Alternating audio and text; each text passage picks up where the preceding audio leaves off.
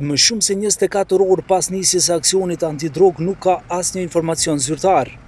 As policia dhe as prokuroria nuk e kanë konfirmuar ende sekuestrimin, siç është marrë vesh jo zyrtarisht deri më tani të 27 tonëve marijuanë. Ajo që dihet deri më tani është se aksioni i Ministrisë së Brendshme dhe i Prokurorisë për ndjekje të krimit të organizuar dhe korrupsionit është duke zhvilluar në 2 lokacione në Shkup në hapësirat e ish fabrikës Ohis dhe në Strumicë. Duke pasur parasysh që akoma po veprohet në terren, deri në këto momente, Prokuria për ndjekje të krimit të organizuar dhe korrupsionit nuk ka mundësi të ndajë më tepër informacione me publikun.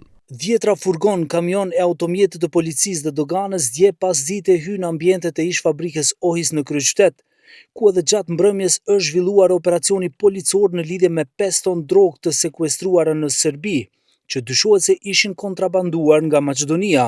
Policia sekuestroi 10 ton marijuanë në Shkup dhe paralelisht në operacionin tjetër në Strumicë, u sekuestruan edhe 17 ton marijuanë të tjera. Nga ajo që është mësuar jo zyrtarisht deri më tani, 27 tonët e sekuestruara nga fabrika e marijuanës mjekësore ishin të magazinuara në mënyrë të paligjshme dhe të destinuara për kontrabandim jashtë shtetit, me qëllim të konsumit të drogës me përfitime pasurore të paligjshme.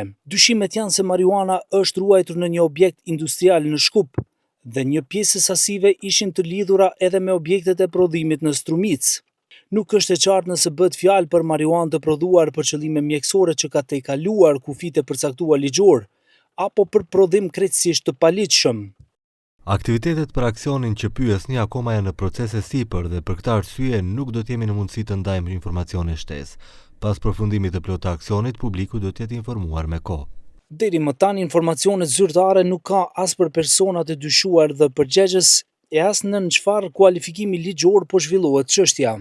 Jo zyrtarisht fabrika nga e cila u sekuestrua marijuana është e lidhur edhe me rastin e 5 tonëve kanabis që u sekuestrua në Serbi javën e kaluar. Në atë kohë, autoritetet serbe informuan se kapën një ngarkesë të madhe marijuane, që sipas tyre kishte origjinën nga Maqedonia dhe po kalonte tranzit në tregun evropian.